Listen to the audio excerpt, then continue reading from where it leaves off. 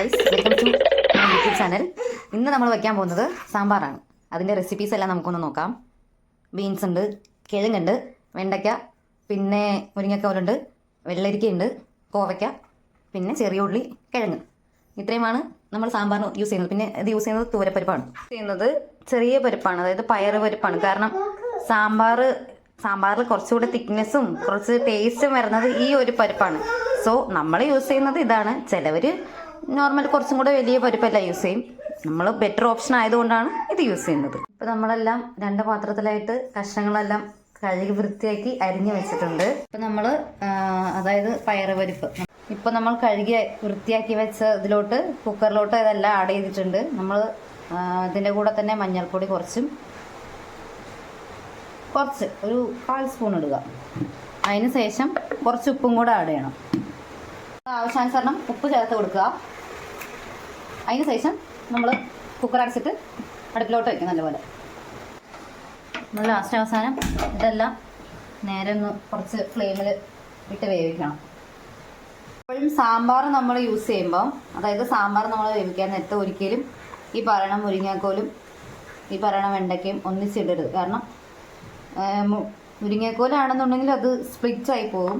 വെണ്ടയ്ക്കാണെന്നുണ്ടെങ്കിൽ നമ്മൾ വഴി എന്നുള്ള രീതിയിലാവും. അതിന് പകരം സെപ്പറേറ്റ് ആയിട്ട് ഒരു പാത്രത്തിൽ വഴറ്റിയിട്ട് അതിലോട്ട് ആഡ് ചെയ്താൽ മതി. അതായിരിക്കും ബെസ്റ്റ്. എൻ്റെ ഓപ്ഷൻ എങ്ങനെയാണ്, നിങ്ങളൊന്ന് ട്രൈ ചെയ്ത് നോക്കൂ.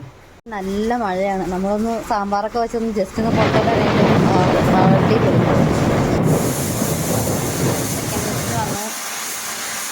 നമ്മൾ ഇപ്പോൾ വെണ്ടയ്ക്കയും തക്കാളിയും കൂടെ ഒന്നിച്ചിട്ടിട്ടുണ്ട്. കാരണം വെണ്ടയ്ക്ക് സാമ്പാർ ഇട്ട് പോയാൽ അത് ഉടഞ്ഞു പോകും. അതുകൊണ്ടിട്ടാണ് നമ്മൾ സെപ്പറേറ്റ് ആയിട്ട് ചെയ്യുന്നത്. ഇതിലെല്ലാം പോയിട്ട് ഇപ്പോൾ കറക്റ്റായിട്ട് ഒരു പാകത്തിലെല്ലാം ഉടഞ്ഞ് വന്നേണ്ട്. ഇനി ഇതിലോട്ട് നമ്മൾ ചെയ്ത് വെച്ചേക്കുന്ന, അതായത് വേവിച്ച് വെച്ചേക്കുന്ന മുരിങ്ങക്കോലും വെണ്ടയ്ക്കയും തക്കാളിയും കൂടെ ഒന്നിച്ച് ചേർത്തിടണം. നമ്മുടെ സവാള എല്ലാം ഒന്ന് ആയിട്ടുണ്ട്. അപ്പോൾ അതൊക്കെ നമുക്കെല്ലാം മസാലാസ് എല്ലാം ആഡ് ചെയ്യാം. എപ്പോഴും നമ്മൾ പൊടി ഇടുമ്പോൾ ശ്രദ്ധിക്കണം, എപ്പോഴും തീ ഫ്ലെയിമിൽ വേണം ഇടാൻ, സിമ്മിൽ വേണം ഇടാൻ. കാരണം അല്ലെങ്കിൽ ഈ പൊടി കരിഞ്ഞു പിന്നെ കറിക്കുള്ള ടേസ്റ്റ് എല്ലാം നഷ്ടപ്പെടും.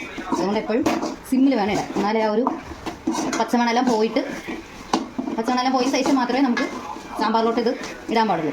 ഇപ്പോൾ വിചാരിക്കും ഞാൻ എന്തുകൊണ്ട് കടുകെല്ലാം പൊട്ടിക്കുന്നില്ല. ഞാൻ ഏറ്റവും ലാസ്റ്റാണ് കടുക് പൊട്ടിച്ചിടുക. അല്ലെങ്കിൽ എന്താ അതിനൊരു ടേസ്റ്റ് ആയിട്ടുണ്ടെങ്കിൽ ഏറ്റവും ലാസ്റ്റാണ് കടുക് പൊട്ടിച്ചത്. നമ്മൾ മസാല എല്ലാം ആഡ് ചെയ്തതിന് ശേഷം മാത്രമേ കടുക് പൊട്ടിച്ച് ഇടാവൂ. ഇപ്പോൾ നമുക്ക് ആവശ്യമായ പുളി പിഴിഞ്ഞ് ഒഴിക്കണം. പുളി നമ്മൾ നേരത്തെ തന്നെ വെള്ളത്തിൽ വെച്ചിട്ടുണ്ടായിരുന്നു.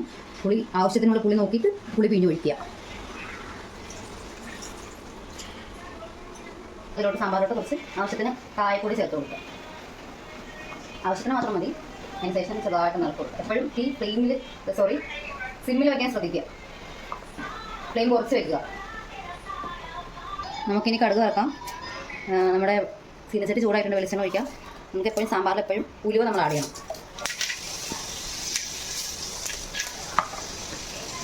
അതിന് ശേഷം നമുക്ക് കടുക് ആഡ് ചെയ്ത് കൊടുക്കാം. പിന്നെ ചെറിയ ഉള്ളി ആഡ് ചെയ്ത് കൊടുക്കാം. പൊട്ടിയതിന് ശേഷം എപ്പോഴും കടുക് പൊട്ടിയതിന് ശേഷം മാത്രമേ നമ്മൾ ചെറിയ ഉള്ളി എന്തെങ്കിലും ആഡ് ചെയ്യാവൂ. കറിവേപ്പിലയും മല്ലിയിലയും കൂടെ ആഡ് ചെയ്ത് കൊടുക്കാം. നമുക്കിനി കുറച്ച് വറ്റൽമുളക് ആഡ് ചെയ്ത് കൊടുക്കാം. നമ്മൾ ഫൈനൽ സ്റ്റെപ്പാണിത്. ഇതൊരു ബ്രൗണിഷ് കളർ ആയിട്ടുണ്ട്. നമുക്ക് ഈ ഒരു ചേരുവൊന്നും സാമ്പാറിലോട്ട് ആഡ് ചെയ്ത് കൊടുക്കാം കേട്ടോ. എല്ലാം ഓക്കെ ആയിട്ടുണ്ട്. എല്ലാം സാമ്പാറിലോട്ട് ചേർത്ത് കൊടുക്കാം.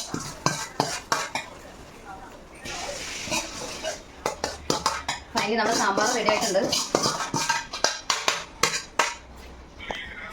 സാമ്പാർ റെഡി ആയിട്ടുണ്ട്.